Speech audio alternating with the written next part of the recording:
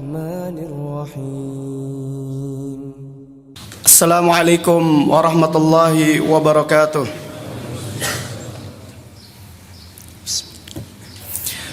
إن الحمد لله نحمده ونستعينه ونستغفره ونعوذ بالله من شرور أنفسنا ومن سيئات أعمالنا. من يهده الله فلا مضل له ومن يضلل فلا هادي له. أشهد أن لا إله إلا الله وحده لا شريك له وأشهد أن محمدا عبده ورسوله. قال الله سبحانه وتعالى: يا أيها الذين آمنوا اتقوا الله حق تقاته ولا تموتن إلا وأنتم مسلمون. وقال أيضا: يا أيها الناس اتقوا ربكم الذي خلقكم من نفس واحدة وخلق منها زوجها وبث منهما رجالا كثيرا ونساء واتقوا الله الذي تساءلون به والأرحام إن الله كان عليكم رقيبا. يا أيها الذين آمنوا اتقوا الله وقولوا قولا سديدا يصلح لكم أعمالكم ويغفر لكم ذنوبكم ومن يطع الله ورسوله فقد فاز فوزا عظيما. أما بعد فإن أصدق الحديث كتاب الله وخير الهدي هدي نبينا محمد صلى الله عليه وسلم وشر الأمور محدثاتها فإن كل محدثات في الدين بدعة وكل بدعة ضلالة وكل ضلالة في النار. Kaum muslimin, jamaah salat Jumat yang dimuliakan oleh Allah Subhanahu wa taala. Kembali kita bersyukur kepada Allah yang telah memberikan kepada kita nikmat yang sangat banyak. Dan nikmat yang Allah berikan tidak mampu kita menghitungnya. Dan nikmat yang paling besar yang sampai dengan saat ini kita rasakan dan patut terus kita syukuri adalah nikmat iman dan nikmat Islam, di mana kita masih meyakini bahwa Allah Subhanahu wa taala sebagai Rabb kita, Nabi Muhammad sallallahu alaihi wasallam sebagai nabi dan utusan Allah yang kita yakini, yang tidak ada nabi setelah beliau, dan kita meyakini satu-satunya agama yang diridhoi oleh Allah Subhanahu wa taala hanyalah Islam. Ini adalah nikmat besar yang harus terus kita syukuri kaum muslimin. A'azani Allah wa iyyakum. Kaum muslimin, jamaah salat Jumat yang dimuliakan oleh Allah. Pada setiap harinya kaum muslimin, mereka dalam aktivitasnya, dalam semua kegiatan mencari sesuatu yang namanya kebahagiaan. Ada orang-orang yang mereka terus dari pagi sampai siang sampai malam, bahkan mereka begadang untuk mencari yang namanya kebahagiaan. Mereka bekerja karena mereka yakin bahwa sumber kebahagiaan mereka adalah harta. Dan ada lagi yang mereka terus mengejar-ngejar tahta dan jabatan, sampai mereka tidak memperhatikan mana yang dilarang oleh Allah, mana yang diperintahkan oleh Allah. Bahkan mereka berani untuk menyogok kiri kanan untuk mencapai yang namanya tahta dan jabatan, karena mereka meyakini dengan tahta dan jabatan mereka akan meraih yang namanya kebahagiaan. Ada pula yang mereka berkeliling dunia, dari satu pulau ke pulau yang lainnya, dari satu negeri ke negeri yang lainnya. Mereka melakukan semua itu untuk merasakan, untuk mendapatkan yang namanya kebahagiaan. Kaum muslimin, azani Allah wa iyyakum. Apakah seperti itu kebahagiaan yang sebenarnya? Ketahuilah kaum muslimin, azani Allah wa iyyakum, sekiranya kebahagiaan itu didapat dari harta, bisa dihasilkan dari harta, maka sesungguhnya orang yang paling bahagia adalah Qarun, karena dia adalah orang yang paling kaya, namun dia ditenggelamkan oleh Allah Subhanahu wa taala bersama hartanya. Maka sekiranya kaum muslimin, tahta dan jabatan adalah sumber kebahagiaan yang menyelamatkan seseorang, maka Fir'aunlah orang yang pertama kali bahagia kaum muslimin, azanillahu wa iyyakum, karena dia memiliki tahta jabatan yang tinggi, bahkan dia memproklamirkan dirinya sebagai ana rabbukumul a'la, saya adalah Tuhan kalian yang paling tinggi. Akan tetapi dengan jabatannya, dengan tahtanya, dengan bala tentaranya, Allah Subhanahu wa taala tenggelamkan dia dalam lautan. Kaum muslimin, azanillahu wa iyyakum, oleh karena itu, bagaimana dan apa sebenarnya kebahagiaan yang ada dalam agama kita ini yang sesungguhnya? Itu yang harus kita cari tahu kaum muslimin. A'azanillahu wa iyyakum.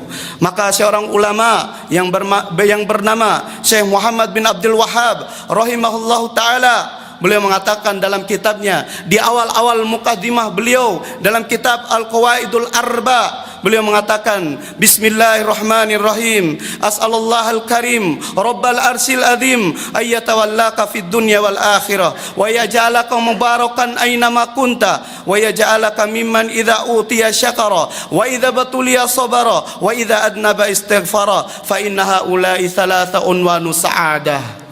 Beliau mengatakan dengan menyebut nama Allah yang Maha Pengasih lagi Maha Penyayang, aku memohon kepada Allah yang Maha Mulia, yang memiliki arsy yang agung, agar menjadikan engkau dilindungi. Kita dimohon oleh Syekh agar kita dilindungi oleh Allah di dunia dan di akhirat.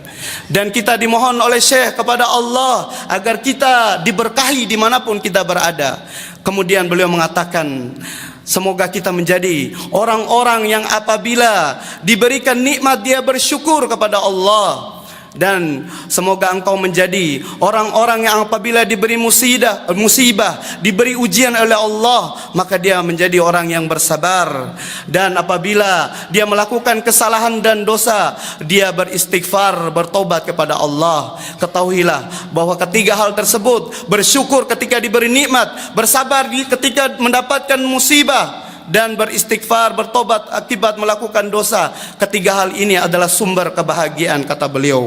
Inilah beliau kaum muslimin, azanillahu wa iyyakum, Syekh Muhammad bin Abdul Wahhab, yang beliau dijuluki sebagai Wahabi oleh orang-orang yang membenci beliau. Sampai dengan detik ini beliau terus difitnah kaum muslimin, azanillahu wa iyyakum. Lihatlah beliau kaum muslimin, beliau mendoakan kaum muslimin, setiap orang yang mempelajari kitabnya, beliau mendoakan para pembacanya. Beliau mendoakan orang-orang yang mempelajari agama Islam ini agar mereka selamat, ditolong oleh Allah di dunia dan di akhirat, dan agar mereka diberkahi. Apa makna diberkahi? Dia menjadi orang yang bermanfaat dimanapun dia berada. Tidak mungkin orang seperti ini dicap sebagai seorang yang membawa dakwah terorisme kaum muslimin, azanillahu wa iyyakum. Karena beliau paham tentang hadis Nabi SAW, Ar-Rahimuna yarhamuhumur Rahman, irhamu man fil ardi yarhamukum man fis sama.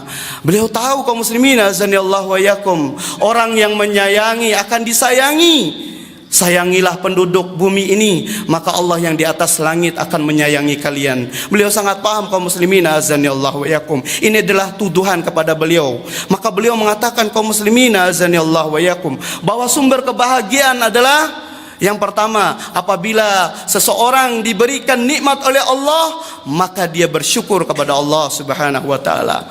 Kaum muslimin, azanillahu wa iyyakum, ketahuilah bahwa sedikit dari hamba Allah yang pandai bersyukur, kata Allah. Wa qalilun min ibadiyasy syakur. Dan semoga kita menjadi dari hamba-hamba yang sedikit itu, kaum muslimin, azanillahu wa iyyakum. Sedangkan ya Allah berikan banyak.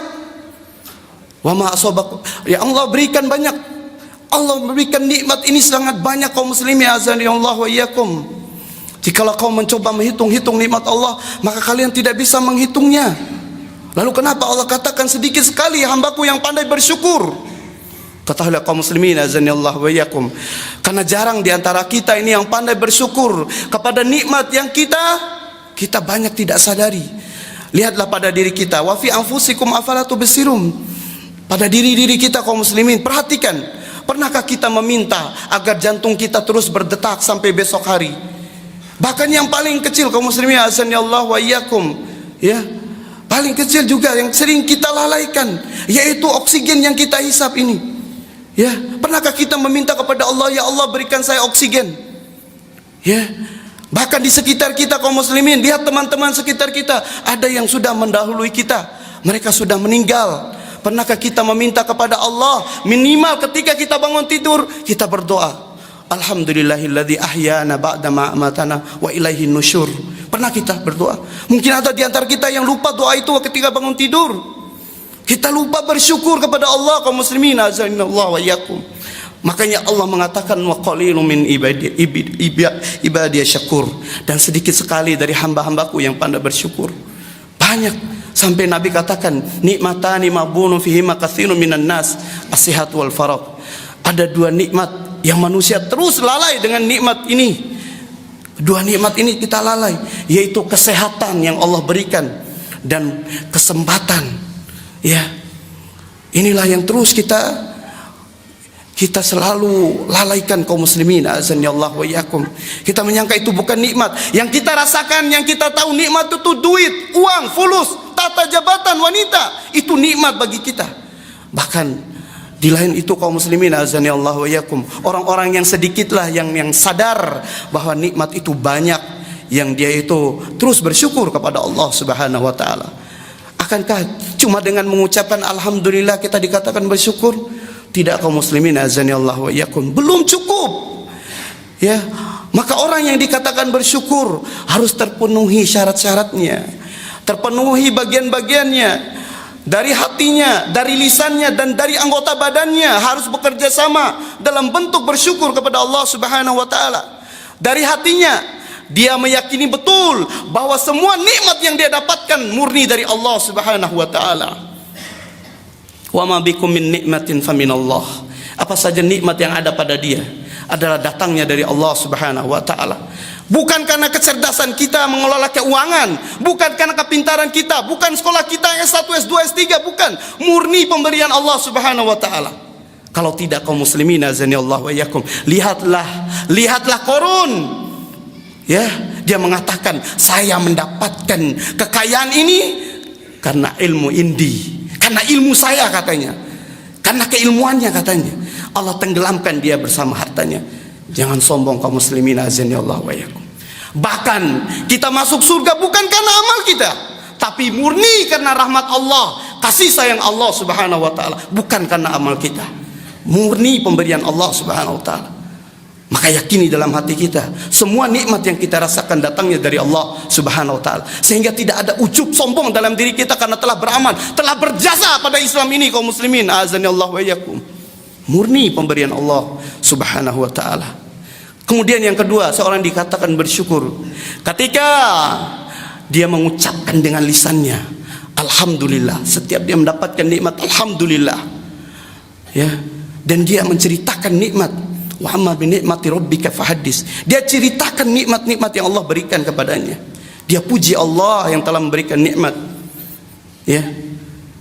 Dan kemudian yang ketiga, seorang yang dikatakan bersyukur kepada Allah, dia gunakan nikmat-nikmat yang Allah berikan itu dalam rangka ketaatan kepada Allah. Dia yakini dari hatinya nikmat dari Allah, kemudian diucapkan dengan lisannya memuji Allah, kemudian dia gunakan nikmat tersebut di jalan Allah. Ini orang yang dikatakan bersyukur kepada Allah. Harus terpenuhi tiga komponen penting ini. Ya, karena ketahuilah kaum muslimin azanillahu wa iyyakum, nikmat yang kita rasakan ini akan dipertanggungjawabkan di hadapan Allah nanti. Di padang mahsyar Allah katakan juga, "Tsumma la tus'aluna yauma idzin 'anin na'im." Kemudian nanti mereka akan ditanyakan tentang nikmat-nikmat yang mereka banggakan waktu di dunia. Semua nikmat, ya, semuanya. Dari uang 500 sampai ratusan juta, bahkan miliaran triliunan akan ditanya oleh Allah. Min aina iktasaba wa fima anfaqah. Dari mana engkau dapatkan uang-uang tersebut, nikmat-nikmat tersebut, dan kemana engkau habiskan nikmat-nikmat tersebut, akan Allah tanyakan. Maka persiapkan jawabannya, gunakan di jalan Allah Subhanahu wa ta'ala. Dan ketahuilah kaum muslimin azanillahu wa iyyakum, perhatikan dari mana kita dapatkan rizki. Seorang mukmin tidaklah mencari rizki kecuali halalan thayyiban, halal dan baik. Ya, dia tidak memberikan kepada anak istrinya harta yang haram. Bahkan sebiji beras pun dia tidak akan memberikan kepada anak istrinya untuk menumbuhkan darah daging anak istrinya, karena ancamannya berat. Ya, wa man nabata lahmuhu minah suhti fannaru aula bih. Barang siapa yang dagingnya tumbuh dari yang haram, maka yang lebih pantas untuk daging tersebut adalah neraka kaum muslimin azanillahu wa iyyakum. Neraka. Maka perhatikan dari mana kita dapatkan harta tersebut. Nikmat yang kita rasakan itu dari mana? Aminal halal, aminal haram. Apakah dari yang halal atau dari yang haram? Perhatikan. Ya. Perhatikan semua yang datang untuk kita masuk dalam tubuh kita. Perhatikan lagi sebelum kita meninggal. Sebelum kita meninggalkan dunia ini, perhatikan yang kita kasih kepada anak istri kita, yang kita masukkan ke dalam perut kita. Karena kita diperintah oleh Allah untuk selamatkan mereka, yang menjadi tanggung jawab kita. Qu anfusakum wa ahlikum nar. Ini pekerjaan penting kita, ini tugas kita. Selamatkan dirimu dan keluargamu dari api neraka, yang bahan bakarnya adalah dari batu dan manusia. Ini tugas kita kaum muslimin. Kita harus sadar, bukan hanya memberi makan, tidak memperhatikan halal haram. Kasihan mereka kaum muslimin, azani Allah wa iyyakum. Perhatikan kembali pekerjaan kita. Kalau halal lanjutkan, ya. Kalaupun subhat tinggalkan, karena akan mendekati pada yang haram. Apalagi yang haram, buang jauh-jauh pekerjaan tersebut. Yakinlah, barang siapa yang meninggalkan sesuatu yang haram karena Allah, Allah akan ganti dengan yang lebih baik. Ini harus kita yakini kaum muslimin, azani Allah wa iyyakum. Kemudian yang kedua, bagi orang-orang yang ingin merasakan yang namanya kebahagiaan, mendapatkan kebahagiaan, kata Syekh adalah idza butuliya sabara. Apabila dia mendapatkan musibah, ujian, maka dia bersabar. Ya, inilah orang-orang yang berbahagia. Ya. Kita kaum muslimin, azani Allah wa iyyakum, ketika diberikan ujian oleh Allah, yakinlah bahwa Allah tahu kita mampu. Karena Allah berfirman, la yukallifullahu nafsan illa wus'aha. Allah tidak memberikan ujian di luar kemampuan umatnya, hambanya. Ya. Dan ketika diberikan musibah kaum muslimin, azani Allah wa iyyakum, maka ketahuilah itu tanda-tanda kebaikan, bukti Allah cinta kepada kaum tersebut. Innallaha idza ahabba qauman ibtalahum faman ridha falahu ridha faman sakhata fahu sakhti. Apabila Allah cinta, ya, sesungguhnya apabila Allah cinta pada suatu kaum, pada seseorang, maka Allah akan uji dia, Allah beri musibah dia, Allah akan coba dia. Apabila dia ridho, maka Allah ridho kepadanya. Apabila dia benci, murka terhadap ujian Allah, Allah lebih murka kepadanya. Dan Rasulullah SAW bersabda, ya, sampai pun duri yang menusuk kita kaum muslimin, azani Allah ya, tidak ada yang sia-sia. Apalagi banjir, duri saja menusuk seorang muslim akan dihapus dosa-dosanya kaum muslimin, azani Allah wa iyyakum. Capeknya kita membersihkan rumah akibat dari membersihkan dari banjir, itu penghapusan dosa kaum muslimin, azani Allah wa iyyakum. Lelah letih kita di jalan Allah untuk kebaikan akan dihapus dosa-dosa kita kaum muslimin, azani Allah wa iyyakum. Bahkan duri yang menusuk kaki kita itu akan menghapus kesalahan kita. Dan tanda diinginkan kebaikan oleh Allah adalah Allah akan uji orang tersebut. Ya, mayuridillahu bihi khairan yusibhu minhu. Barang siapa yang diinginkan kebaikan oleh Allah, maka Allah akan uji orang tersebut. Ya, dia lolos, dia sabar dalam ujian tersebut, maka dia menjadi orang terbaik di sisi Allah Subhanahu wa taala. Dan orang-orang yang dikatakan bersabar, dia juga harus memenuhi syaratnya. 3 komponen penting tersebut, yaitu hatinya, lisannya, dan anggota badannya. Ketika dia ditimpa musibah, ya, maka dia yakin dalam hatinya, ya, ini dari Allah musibah tersebut. Dan dalam hatinya tidak ada kebencian kepada Allah yang telah memberikan ujian tersebut.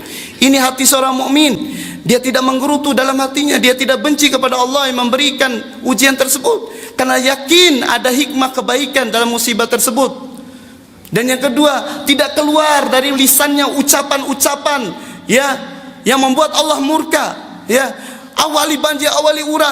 Tidak, seorang muslim tidak seperti itu. Ketika diturunkan hujan, dia mengucapkan Allahumma shayyiban nafi'a. Ya Allah, turunkanlah hujan yang bermanfaat. Ya, seperti itu seorang mukmin. Tidaklah keluar dari lisannya ketika diuji Allah kecuali kebaikan. Dia memuji Allah, dia banyak berdoa, beristighfar, dia bersabar dan ihtisab, mengharapkan, ya, pahala dari ujiannya tersebut. Kemudian yang ketiga, dengan anggota badannya, dia tidak rusak anggota badannya ketika diberi ujian oleh Allah.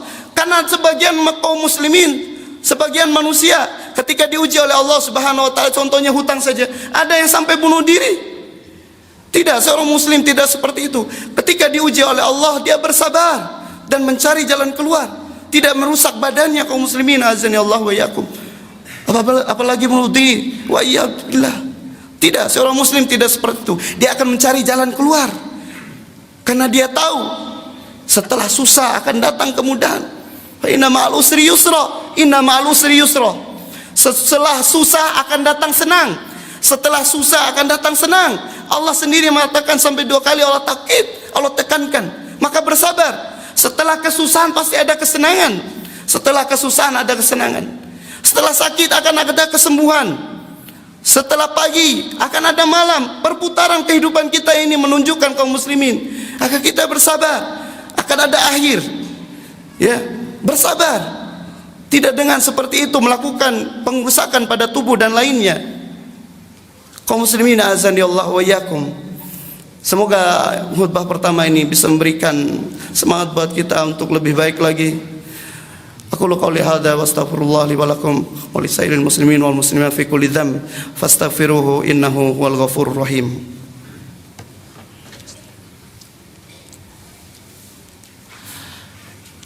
Alhamdulillah wassalatu wassalamu ala Rasulillah wa ala alihi washabihi ajmain. Amma ba'd. Dari 2 hal sebagai sumber kebahagiaan. Yang pertama yaitu apabila diberi nikmat oleh Allah, dia bersyukur. Apabila diberikan ujian oleh Allah, dia bersabar.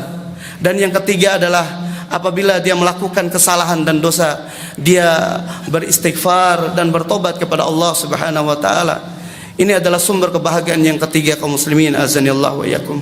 Karena ketahuilah kaum muslimin azanillahu wa iyyakum, tidak ada di antara kita yang luput dari yang namanya kesalahan dan dosa. Semua kita, ya, baik kiainya, hajinya, ustadznya, siapapun dia, ila Nabi sallallahu alaihi wasallam yang ma'sum, kecuali para nabi. Ya, maka Nabi SAW bersabda, kullu bani Adam khata' wa khairul khata'ina at-tawwabun. Setiap anak Adam pasti melakukan kesalahan dan dosa, dan sebaik-baik orang yang melakukan kesalahan dosa adalah yang mau bertobat kepada Allah Subhanahu wa taala. Maka Nabi SAW mengatakan, at-taibu minadz-dzambi kama la dzamba lahu. Orang yang bertobat dari sebuah dosa bagaikan orang yang tidak melakukan dosa. Ini kebaikan dari Islam, ya, bagi orang-orang yang mau bertobat dari kesalahannya, mau sadar untuk kembali kepada Allah Subhanahu wa taala, karena dia yakin dia akan kembali kepada Allah Subhanahu wa taala. Ya, kullu nafsin dha'iqatul maut. Setiap yang punya nyawa, ya, akan mati. Maka dia sadar sebelum dia meninggal, dia bertobat kepada Allah Subhanahu wa taala. Dan orang-orang yang bertobat kaum muslimin, dia dikatakan bertobat, dia harus memenuhi syarat-syaratnya. Adapun syarat yang pertama, seorang dikatakan bertobat dengan benar, dia harus al-iqla, meninggalkan seluruh macam dosa. Baik dosa kecil, dosa besar, semuanya dia tinggalkan. Dia tinggalkan lillahi ta'ala, ikhlas karena Allah Subhanahu wa taala. Ya, contoh saja ketika dia itu seorang, ya, sering minum minuman keras, ya, tapi dia meninggalkan minuman keras karena sudah tidak ada yang jual atau karena ada yang razia, maka dia ketika nanti sudah tidak ada lagi razia atau ada minuman, dia kembali minum, maka dia tidak dikatakan bertobat kepada Allah. Dia harus tinggalkan seluruhnya tanpa terkecuali selama-lamanya. Kemudian yang kedua kaum muslimin azanillahu wa iyyakum adalah dia berazam, ya. Dia menyesali al-adam. Dia menyesali semua dosa yang dia lakukan. Dia tidak pernah bangga dengan dosanya. Ada orang-orang yang bangga dengan dosanya. Tadi malam Allah tutup aibnya. Ya, pada pagi harinya dia ceritakan pada teman-temannya, tadi malam saya minum minuman 2 botol, 3 botol sendirian dan sebagainya. Orang-orang seperti ini kaum muslimin, sangat besar kemurkaan Allah kepadanya. Karena Allah tutup aibnya, dia ceritakan, dia bangga, dia tidak ada penyesalan dalam hatinya ketika melakukan dosa kepada Allah Subhanahu wa taala. Kemudian yang ketiga adalah al-azam. Dia bertekad kuat untuk selama-lamanya sampai dia meninggal dunia, untuk tidak lagi mau melakukan dosa tersebut. Karena seorang yang cerdas, seorang yang pintar tidak akan mau jatuh pada lubang yang sama. Sudah tahu itu lubang, jangan jalan di situ lagi. Sudah tahu itu dosa, jangan dikerjakan lagi. Itu seorang muslim, kaum muslimin azanillahu wa iyyakum. Jangan cari-cari kesempatan untuk melakukan dosa. Karena sudah ada kesempatan, lakukan. Karena tidak ada kesempatan, tinggalkan. Jangan kaum muslimin azanillahu wa iyyakum. Bertekadlah dalam hati untuk terus meninggalkannya sampai kita diwafatkan oleh Allah Subhanahu wa taala dalam ketaatan. Karena Rasulullah SAW bersabda, innamal a'malu bil khawatim. Sesungguhnya amal itu tergantung pada akhirnya. Kalau mati dalam ketaatan, insya Allah husnul khatimah. Kalau mati dalam kemaksiatan, su'ul khatimah. Kemudian yang terakhir yang lebih penting dari itu kaum muslimin azani Allah wa yakum, yang berkaitan dengan taubat kita adalah itu kita mengembalikan semua hak-hak manusia yang ada pada kita. Orang yang kita zolimi, ya, orang yang kita ambil hartanya, bahkan sejengkal tanah yang kita ambil, kembalikan kaum muslimin azani Allah wa yakum. Karena nanti pada hari kiamat orang-orang yang mengambil hak orang lain, bahkan tanah ini banyak sekali kejadian. Itu satu jengkal itu, maka orang yang mengambilnya itu akan dikalungkan 7 lapis bumi kaum muslimin azani Allah wa yakum. Karena dia punya hak, jangan lihat satu jengkalnya, tapi lihat 7 lapis bumi ke bawahnya. Itu yang akan digantungkan kepada orang yang ambil tanah orang lain di luar batas tanahnya. Maka kembalikan sebelum dia meninggal, sebelum kita meninggal, kembalikan hak-hak orang tersebut kaum muslimin azani Allah wa yakum. Kemudian yang memfitnah, kembali perbaiki nama orang tersebut yang kita fitnah. Yang berhutang, cepat bayar hutangnya. Jangan sengaja ingin tidak mau membayar hutang. Sebelum nanti datang pada hari kiamat, orang-orang dikumpulkan di hadapan Allah Subhanahu wa taala saling mengadili. Mereka saling mengadili, menuntut haknya kepada Allah Subhanahu wa taala yang Maha Adil. Mereka akan menuntut. Yang di sana sudah tidak ada lagi dinar dan dirham. Yang ada hanya al-hasanat wa sayyiat. Yang ada cuma pahala atau dosa. Maka orang-orang nanti yang dizolimi nanti akan datang. Karena ada orang-orang yang dikatakan oleh Nabi, orang-orang yang muflis, orang-orang yang bangkrut. Mereka ini kata Nabi SAW adalah orang yang membawa pahala. Orang yang membawa pahala kaum muslimin. Artinya dia dilihat oleh manusia adalah orang baik, bukan orang jahat. Dia orang baik. Dia orang baik, membawa pahala zakat, puasa, bahkan haji. Dia bawa pahala banyak kaum muslimin. Ini menunjukkan dia orang baik. Dia banyak berbuat baik. Dia banyak melakukan ketaatan kepada Allah. Akan tetapi dia pernah mengambil harta seseorang. Maka orang yang diambil hartanya menuntut di hadapan Allah Subhanahu wa taala, ingin meminta lagi hartanya yang dia tidak mau membayar hutangnya. Maka sudah tidak ada lagi uang kaum muslimin. Maka diberilah pahalanya kepada orang yang dia zolimi tersebut. Ternyata masih ada orang yang dia pukul, dikasih lagi. Ternyata masih ada orang yang difitnah, dikasih lagi. Sampai habis semua pahalanya. Ternyata masih ada orang yang dia sakiti, orang yang dizolimi di dunia dulu waktu dia hidup. Maka orang tersebut meminta keadilan kepada Allah. Ya, akhirnya sudah tidak ada lagi pahala. Apa yang dikasih? Akhirnya dosa orang tersebut dilimpahkan kepadanya. Yang seharusnya dia masuk surga, akhirnya dia dilemparkan ke neraka. Waliyadzubillah kaum muslimin azani Allah. Semoga itu bukan kita kaum muslimin azani Allah. Maka kembalikan hak-hak orang kaum muslimin azani Allah wa iyyakum. Memang kita taat kepada Allah, tapi ingat kita butuh 2, hablum minallah. Jangan lupa yang kedua, hablum minan nas. Hubungan kita kepada Allah baik, tapi perhatikan juga hubungan kita sesama manusianya, muamalah kita kepada manusia yang lain. Jangan sepelekan, itu yang paling sulit. Kalau Allah, innallaha yaghfiru dzunuba jami'a, Allah mengampuni semua macam dosa. Tapi manusia sangat sulit kaum muslimin azanillahu yakum. Jangan sampai mereka menuntut seperti dalam hadis tersebut sehingga kita seharusnya masuk surga, akhirnya dilemparkan ke neraka. Waliyadzubillah.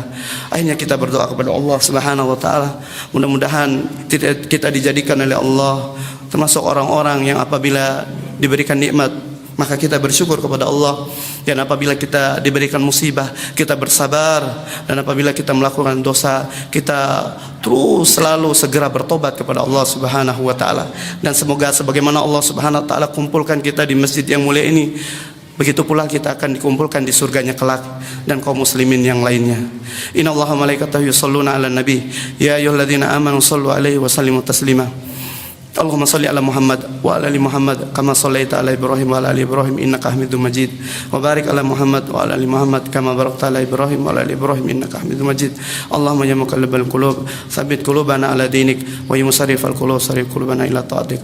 Rabbana zalamna anfusana wa illam taghfir lana wa tarhamna lanakunanna minal khasirin. Rabbana atina fid dunya hasanah wa fil akhirati hasanah wa qina adzabannar. Wa sallallahu ala nabiyyina Muhammad walhamdulillahi rabbil alamin wa aqimus shalah.